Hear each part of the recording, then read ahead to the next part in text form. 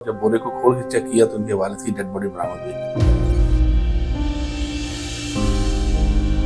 जिसको इन्होंने तशद्दुद करके बांधा हुआ था रस्सियों के साथ और बोरे में फेंकने के लिए लेकर जा रहे थे। इन्होंने वालिद को मार के कहते हैं कि जी एक रात उसी कमरे में रखा है अपने साथ। जी, वजह ये थी कि वालिद साहब से नफ़रत काफ़ी बढ़ गई थी, वो गुस्सा वगैरह भी बहुत किया करते थे।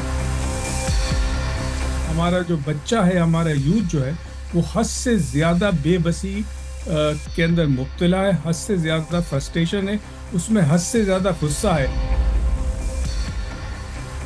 कहाँ पढ़ रहे थे? मैं कराची यूनिवर्सिटी पढ़ रहा था, कंप्यूटर साइंस। एक बाप अपने बच्चों को कामयाब इंसान बनाने के लिए अपनी पूरी जिंदगी लगा देता है और वही बच्चे बड़े होकर उसकी जान ले लें तो। कराची में एक ऐसा ही वाकया पेश आया फेडरल एरिया ब्लॉक 14 में। 12 मई को रात गए दो बेटों ने अपने बाप को कत्ल कर दिया। कत्ल होने वाले हकीम खावर को करीब कायम एक मदरसे ने रहने के लिए एक कमरा दे रखा था, जहां कत्ल की ये लर्ज़ाखेज वारदात पेश आई। थाने चलते हैं, मुल्जिमान और पुलिस अफसरान से बात करते हैं।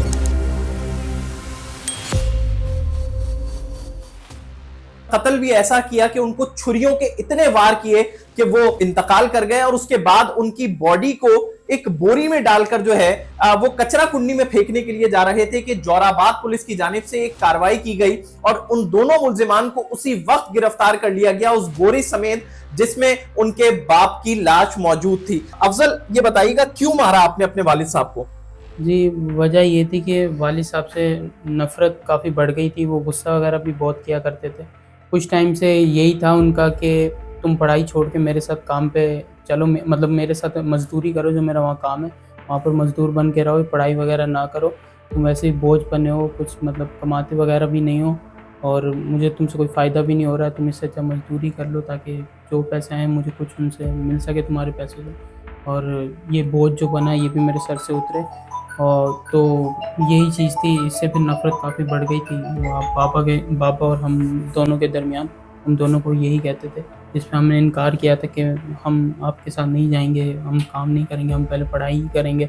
इस पे वालिद साहब ने कहा था तो तुम ये ना सोचो कि पढ़ के तुम क्या कर लोगे, ये वो, मैं तुम्हें मरने से मैं बूढ़ा हूँ तो तुम समझ रहे हो कि मैं अभी मर जाऊँगा, पर ये बात गलत है, मैं पहले तुम्हें मार के मरूँगा, तुम्हें जहर दे के मरूँगा।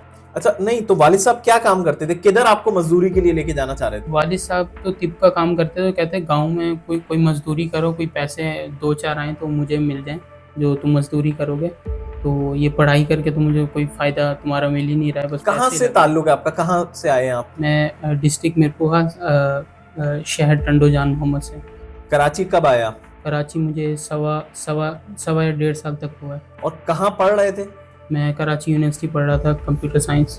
तो ये आपने क्या सोच के ये कदम उठाया कि वालिद को कत्ल कर दिया? अफसोस होता है? जी, अफसोस होता है। इस वक्त अफजल से हमारी बात हुई, अब इनके भाई से जो है वो हम बात करते हैं, ये भी गिरफ्तार है। क्या नाम है भाई आपका? इब्राहिम। इब्राहिम, क्यों मारा वालिद साहब को? मतलब ये दोनों ने मिलके मंसूबा बनाया था तुम लोगों ने? क्या ये वीडियो आपको अच्छी लगी? अभी सब्सक्राइब करें और बेल आइकन पे क्लिक करें। जी सही है, मैंने मंसूबा बनाया था। उनका रवैया बहुत ज़्यादा सख्त हो गया था, वो बात बात पे ढांढते थे और मारते थे। उनकी बड़ी वजह ये थी कि तुम लोग कमा कर नहीं लाते हो, बस खर्चा ये करवाते जा रहे हो, तुम मुझे बोझ बन गए हो, मैं बहुत परेशान आ गया हूँ तुम लोगों से। तुम लोग अभी सब छोड़ छाड़ के गाँव वापस आओ और थोड़ी सा काम करो, मजदूरी करो। ये बाप को मारने का ख्याल कहाँ से आया? किसने ये मंसूबा बनाया था तुम में से? ऐसा कुछ नहीं, बाबा खुद भी बार बार कहते थे कि कई दिन से कह रहे थे बार बार कि मैं तुम्हें पहले बहुत जल्दी जहर दे के मार जाऊँगा दोनों को। कहते कि ये मत समझो कि मैं तो जल्दी मर जाऊँगा, मैं तुम्हें मार के फिर खुद मरूँगा, वो इस तरह की बात करते थे। हम सोचते थे, हम तो डर भी गए थे इस बात से। नहीं तो तुम लोगों ने मारने का क्यों सोचा? कब बनाया ये मंसूबा? 15-20 दिन से हम सोच रहे थे कि बाबा हमें मारने का कैसे मारा? हमने ईद की रात को मतलब खाना खा रहे थे तो एक नशीली दवा पिलाई थी उनकी कोल्ड ड्रिंक में। उसके बाद वो मुफ्ती में चले गए थे, तो जब वो सोने के लिए लेट गए थे, आंखें बंद की थी उसकी, तो तब हमने उनसे वार किए थे। और कितने वार किए चाकू के? 6-7 मैंने किया होंगे, 7-8, 2-3 वार। तकरीबन 10 के करीब वार किए तुम लोगों ने। एसएचओ साहब से भी इस बारे में बात करते हैं कि मुल्जिमान की गिरफ्तारी कैसे अमल में आई है। राशिद साहब ये बताइएगा, एक तो बड़ा अहम केस यानी कि बच्चों ने मिलके बाप को कत्ल कर दिया, आपके लिए भी बड़ा अनोखा केस होगा ये। जी ये बड़ा अनोखा केस है और ये बड़ा सफाकाना केस है। इसकी जितनी मजम्मत कीजिए उतना ही कम है कि सगे बेटों ने अपने वालिद का कत्ल कर दिया। हमें भी यकीन नहीं आ रहा, लेकिन जब हमने सारे एविडेंस चेक किए तो हमें पता चला कि वाकई इन्होंने अपने वालिद का मर्डर किया है। और जो वजह ये बता रहे हैं वो ऐसी वजह नहीं थी कि वो जिसकी वजह से मर्डर कर दिया जाता। वालिद साहब तो हर एक के वालिदैन बच्चों को समझाते हैं कि आप पढ़ें लिखें और कुछ काम काज करें, लेकिन इन्होंने इंतहाई इक़दाम उठाया जिसकी जितनी मजम्मत की जाए कम है। अच्छा सर, कैसे गिरफ्तारी अमल में लाई? मतलब ये कहते हैं कि जी कोई सीसीटीवी भी पुलिस को मिली है कि जिसमें बाकायदा बोरी में अपने वालिद को रख के लेके जा रहे हैं उनकी लाश को। जी बिल्कुल, सीसीटीवी फुटेज भी हमने कलेक्ट की है और उसमें बिल्कुल ये बोरी के अंदर जो है मोटरसाइकिल पे बोरी रख के लेकर जा रहे थे। और उसी दौरान जो है सामने से हमारी पेट्रोलिंग मोबाइल पहुंच गई और उन्होंने जब इनसे पूछताछ की तो ये घबरा गए, लिहाजा इनको पकड़ लिया और जब बोरे को खोल के चेक किया तो इनके वालिद की डेड बॉडी बरामद हुई, जिसको इन्होंने तशद्दुद करके बांधा हुआ था रस्सियों के साथ और बोरे में फेंकने के लिए लेकर जा रहे थे। अच्छा, इनके वालिद साहब जो है वो बेसिकली हकीम थे और एक मदरसे में फ्री जो है वो बच्चों का इलाज भी किया करते थे, इसीलिए उस मदरसे में इनको एक कमरा मिला हुआ था रहने के लिए। तो सर ये बताइएगा, क्या इन्होंने वालिद को मार के कहते हैं कि जी एक रात उसी कमरे में रखा है अपने साथ? जी बिल्कुल ऐसे ही है। हमने वहाँ जाके कमरे को चेक किया तो जो वहाँ पर जो मैट्रिक्स था वो बिल्कुल खून से भरा हुआ था और बाकी जो फर्श के ऊपर जो खून गिरा था वो भी इन्होंने कपड़ों से साफ किया था और वो भी सारे एविडेंसेस वहाँ से कलेक्ट हुए हैं। यानी कि इन्होंने एक दिन पहले मारा है अपने वालिद को? जी एक दिन पहले इन्होंने खाना नशावर चीज़ उनको पिलाई, उसके बाद मार के इन्होंने फिर बेड के नीचे उनको जो है लपेट के रख दिया और उसके बाद फिर इन्होंने जो है उनको बांधा है और बोरे में पैक किया और सेकंड नाइट पर लेकर निकल रहे थे तो ये फिर पकड़े गए। अच्छा सर, क्या समझते हैं, मतलब एक ऐसा अनोखा केस है, वालिदैन को क्या मशवरा देना चाहेंगे और बच्चों को क्या कहना चाहेंगे? देखिए इसमें इस केस से तो हमें दो ही चीज़ें सामने आ रही हैं कि वालिदैन का भी काम है कि औलाद को जो है प्यार और मोहब्बत से समझाएं जो भी चीज़ समझानी है, और क्योंकि ये कच्चे जहन होते हैं और इसमें किसी किस्म का भी वायलेंस जो है वो बच्चों के ऊपर मनफी असर लेकर आता है।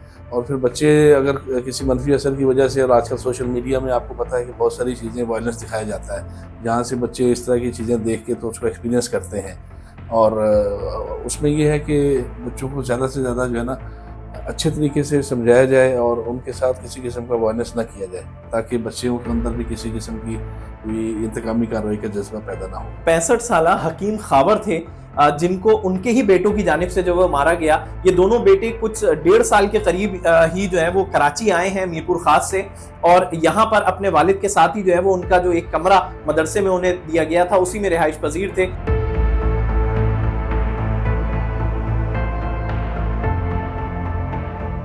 माइंड साइंसेस के माहिर डॉक्टर मुइस के मुताबिक इस तरह के वाकयात न सिर्फ मुल्जिमान की जहनी बीमारी बल्कि मुआशरे में बढ़ते हुए अदम बर्दाश्त और एहसास कमतरी को जाहिर करते हैं। अक्सर अमेरिका के अंदर बहुत सारे ऐसे वाकयात सुने होंगे जब कोई जाके स्कूल के अंदर गोलियां बरसाता है, उसमें अक्सर ही देखा गया है कि वो बंदा फ्रस्ट्रेटेड था।